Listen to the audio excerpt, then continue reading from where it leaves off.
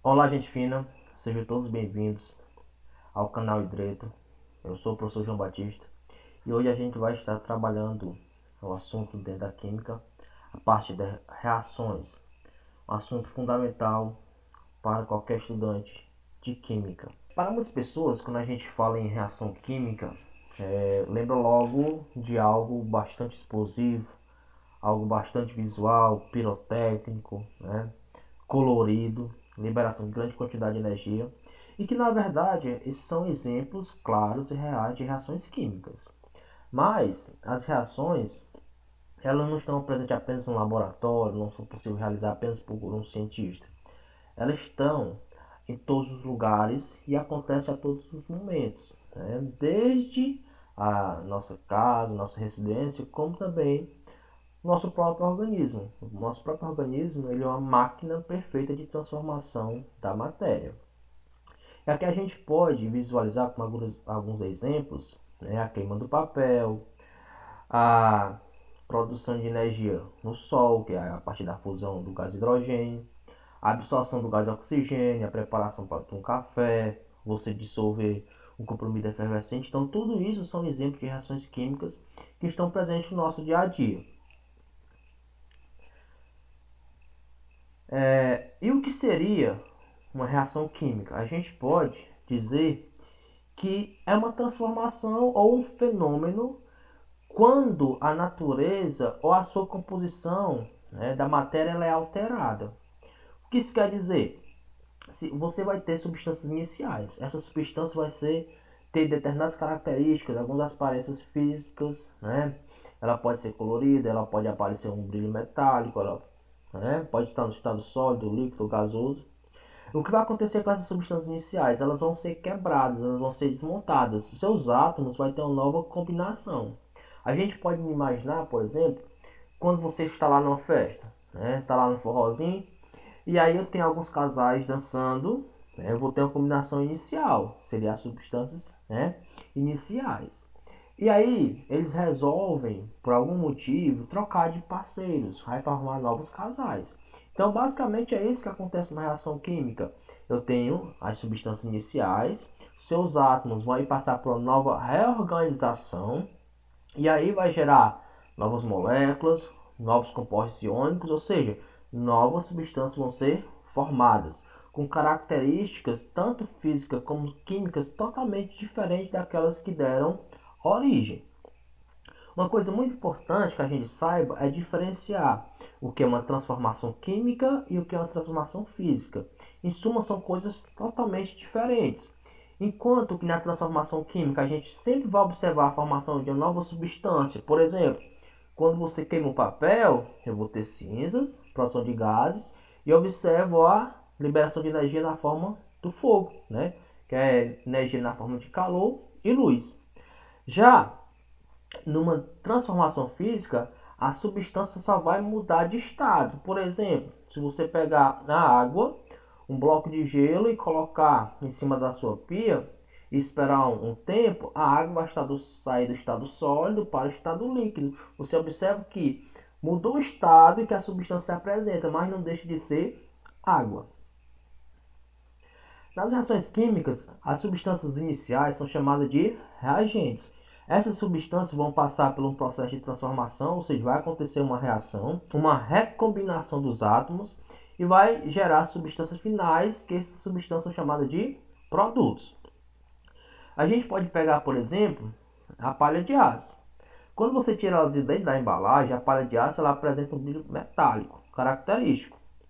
E se você molhar ela, o que vai acontecer? Essa palha de aço, com o tempo, ela vai começar a enferrujar. Isso acontece devido à reação da palha de aço com a água e com o oxigênio gasoso. Então, essa combinação das substâncias iniciais, com o tempo, vai ter uma interação e vai formar a ferrugem. Quimicamente, a gente representa esse processo por uma equação. Essa equação química nada mais é do que a representação da reação por meio de símbolos. Em cada parte dessa equação, a gente vai ter, né, a fórmula molecular das substâncias envolvidas. Por exemplo, na palha de aço a gente vai ter o ferro. No ar, né, vai ter o gás oxigênio e a água que foi adicionada na palha de aço. O que vai acontecer? Vai ter uma interação entre eles, vai ter uma reação, vai ter uma recombinação desses átomos, que vai gerar aqui no caso o produto que seria o hidróxido de ferro. O que acontece? Tudo que se apresenta antes dessa seta, né, é denominada de reagentes, são as substâncias iniciais, onde acontecer a reação. A seta indica o caminho, e o que está na frente da seta vai indicar a formação dos produtos. Nessa reação específica, a formação de um único produto. Também é comum representar a ferrugem formada a partir do seu óxido, né? Então veja, aqui a gente teria, né, o hidróxido de ferro e aqui vai ter a organização no formato de óxido. Qual a diferença básica daqui? Que aqui representa que o óxido seria hidratado, teria algumas moléculas de água que estariam envolvendo este óxido. Aqui a gente tem uma questãozinha, gente, para a gente exercitar o que a gente já acabou de verificar nos slides anteriores. Diz o seguinte: desde que a Terra se formou, a todo instante as substâncias nela presentes estão continuamente se transformando. Durante o dia, as plantas transformam a água e o gás carbônico em glicose e oxigênio por meio da fotossíntese. Pela respiração, os seres vivos em geral convertem a glicose em gás carbônico e água. Para a química, estas transformações são denominadas de. Então veja bem, aqui na primeira transformação, o que eu tenho? A água e gás carbônico está se transformando em glicose e gás oxigênio. Então observa que eu tenho as substâncias iniciais que se transformam em outras substâncias totalmente diferentes.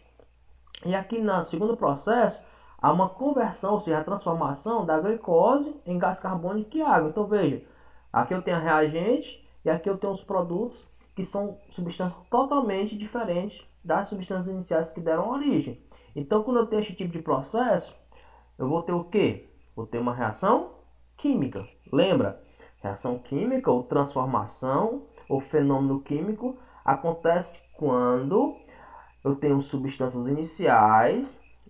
Nessa substância acontece um rearranjo e vou formar novas substâncias. Então, obrigatoriamente, no processo químico, há a formação de uma nova substância.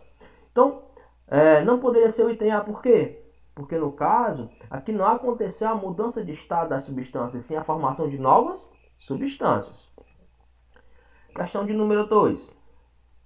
Diz o seguinte: nos botes salva-vidas, comumente se utiliza hidretos para compor a reação química que faz este dispositivo inflar. O item A diz o seguinte: qual é o componente reagente usado para reagir com a água? Ora, como é que eu sei o que é reagente? Eu estou observando aqui a seta. O que está antes da seta vai ser o reagente. Quem é que está interagindo com a água? O hidreto de lítio. Então, LiH. O item B. Quais os produtos da reação? Ora, o que é que está depois da seta? Está aqui o hidróxido de lítio e o gás hidrogênio. Então, eles são os produtos desta reação. E aí pergunta: qual deles é responsável por inflar o bote? Aqui o hidróxido de lítio está, né, dissolvido na água, está aquoso. Então não vai ter uma expansão suficiente para inflar um bote, né, salva-vidas. Quem é que vai ter, né, a capacidade de inflar o bote? A substância que está no estado gasoso, que nesse caso aqui seria o gás hidrogênio. Seguindo, a gente vai entrar aqui nos tipos de reação. O que acontece? A combustão é a reação que libera grande quantidade de energia e leva à formação de gás carbônico e água. Isso se for uma combustão do tipo completo. O que a gente observa aqui? Que numa reação de combustão, sempre eu vou ter o combustível, né? Aquilo que vai entrar em combustão, propriamente dito, e esse combustível vai interagir com o oxigênio. Se a quantidade de oxigênio for suficiente, então vai ser uma combustão completa e vai formar gás carbônico e a água. Agora vamos imaginar, né, aqui está aqui representado, né, o gás butano, que é o gás que a gente utiliza no nosso dia a dia para cozinhar os alimentos. Mas agora vamos supor que essa quantidade de oxigênio ela seja menor, fornecida, né? Você observa que aqui eu tinha 13 mol, aqui só tenho 9. Então a quantidade de oxigênio diminuiu. O que foi que aconteceu? Aconteceu uma combustão incompleta, que no caso aqui, em vez de formar CO2, que é o dióxido de carbono, vai formar apenas o CO, que é o monóxido de carbono. E se essa quantidade ainda for menor ainda, o que vai acontecer? Né? Aqui, inicialmente, era 13, baixou para 9, agora baixou para 5. Então a quantidade de oxigênio diminuiu. Agora não tenho, né, mais a formação nem de dióxido nem de monóxido, apenas o carbono no estado sólido, né? Então, quando eu diminuo a quantidade de oxigênio, essa reação ela vai ser cada vez mais incompleta. Então, o que vai influenciar uma reação de combustão ser completa ou não? A quantidade de oxigênio. Vale lembrar que numa situação real, na reação de combustão, vai ser formado tanto o dióxido de carbono como o monóxido como o carbono. Cada um deles vai depender da quantidade de oxigênio que está sendo fornecida para a reação ocorrer. Outro tipo de reação é a de oxirredução, que nesse caso, nessas reações, acontece a transferência de elétrons entre as espécies envolvidas. O que acontece é que o ferro inicia com NOx zero, o que significa que a quantidade de prótons e elétrons é a mesma. O que vai acontecer aqui? O NOx vai para mais 3. Significa o quê? Que nesse caso, o ferro está perdendo 3 elétrons. E o oxigênio saiu de NOx 0 para NOx menos 2, quer dizer que cada oxigênio está recebendo 2 elétrons. O que é importante a gente saber? Que a quantidade de elétrons perdidos tem que ser igual à quantidade de elétrons ganhos. Então, vamos considerar somente aqui a forma molecular. Eu tenho 2 ferros, 2 vezes mais 3, mais 6. Tenho 3 oxigênio, 3 vezes menos 2, menos 6. Então, mais 6 com menos 6, você observa que a quantidade de elétrons perdidos foi exatamente igual à quantidade de elétrons ganhos. E aí, nesse carro ferro que está perdendo os elétrons é chamado de agente redutor. E o oxigênio que está recebendo esses elétrons é chamado de agente oxidante. E o exemplo dessa reação, né, que é ilustrado aqui na figura, é a formação da ferrugem. O Fe2O3 é o óxido de ferro, né, que é a forma molecular da ferrugem. Outro tipo de reação bastante importante é de ácido e base, também chamado de neutralização ou ainda de salificação, ou seja, a formação de sais. E acontece quando um ácido, uma base, eles entram em contato e são neutralizados mutuamente. E é formado um sal e a água. Então, é uma reação bastante característica. Formou sal e água, é uma reação ácido e base. Então, aqui a gente tem o exemplo da base, que é o leite de magnésio. É muito utilizado, principalmente em problemas estomacais, para controlar a azia. E o ácido clorídrico, né, responsável, né, pela azia no nosso organismo. Também é importante para o processo de digestão, mas também é utilizado nas nossas residências para a limpeza. Então, o que acontece quando quando essas duas substâncias entram em contato? O hidróxido de magnésio, ao entrar em contato com o ácido clorídrico, vai formar o sal, que é o cloreto de magnésio. Então, veja, a combinação do magnésio com o cloro vai formar o sal. E a combinação da hidroxila, que caracteriza aqui a base, e o hidrogênio aqui, que caracteriza o ácido, ao se combinar, vai formar a água.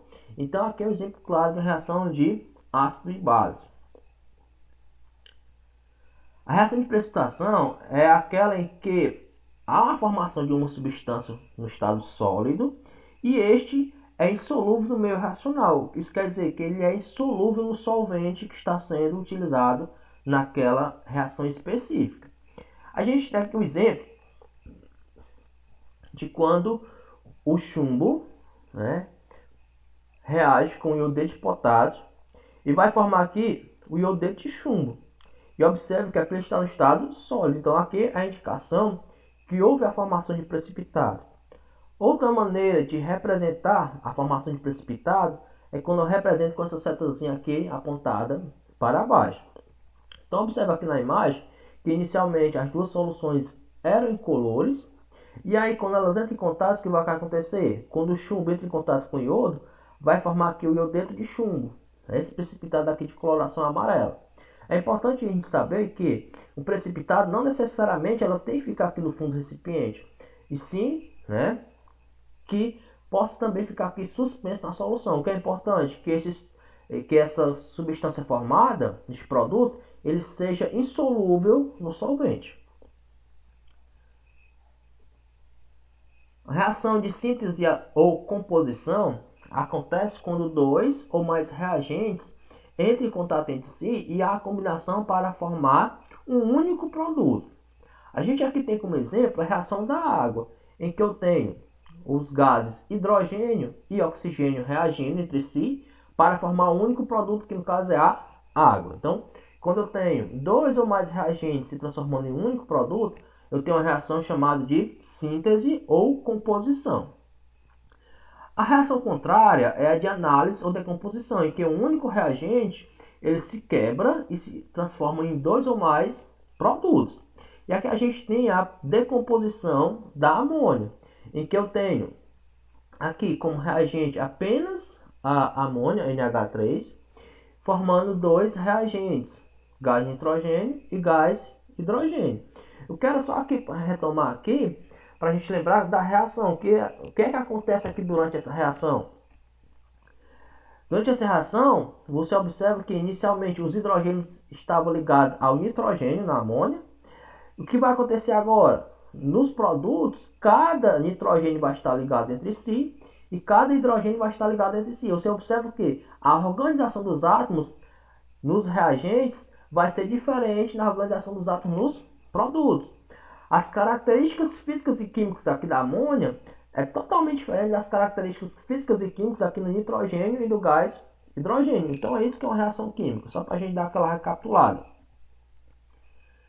Resolvendo mais essa questão aqui, questão 3, diz o seguinte: colocando um frasco de ácido clorídrico junto a outro de amônia e retirando-lhes as rolhas de ambos, nota-se a formação de fumaça branca intensa, constituída de cloreto de amônio. Então, observe o seguinte: aqui eu tenho o ácido clorídrico reagindo com amônio, dois reagentes, e vai formar aqui um único produto, né? Aí diz o seguinte: essa experiência é exemplo de, ora, se eu tenho dois reagentes se transformando em um único produto, só pode ser uma reação de síntese. Síntese, dois ou mais reagentes se transformam em um único produto. Para a gente finalizar essa parte do exercício, diz o seguinte: durante a reação de combustão de hidrocarbonetos, há liberação de grande quantidade de energia, principalmente sob a forma de calor. A queima, neste caso, é responsável pela formação de alguns subprodutos. Quais são eles? Vamos lembrar na memória. Se a reação ela for completa, vai formar gás carbônico e água, né? Se ela for incompleta, pode gerar o monóxido de carbono ou apenas o carbono sólido. A gente analisando aqui, quais seriam as alternativas, né? Seria o item C, ou seja, os subprodutos, os produtos formados na reação de combustão é gás carbônico e a água. Então, gente fina, a gente está finalizando aqui mais uma aula no canal Hidreto. Se você gostou do conteúdo, se inscreva no canal, né? Se você já é inscrito, né, ou está se inscrevendo, dê aquele like para ajudar o canal a crescer e também compartilhe, né? Você compartilhando vai favorecer que outras pessoas também conheçam o conteúdo e possam aprender um pouquinho mais de química para o seu cotidiano, para seus estudos. No mais, quero agradecer por ter assistido até o fim. Um abraço e até a próxima aula.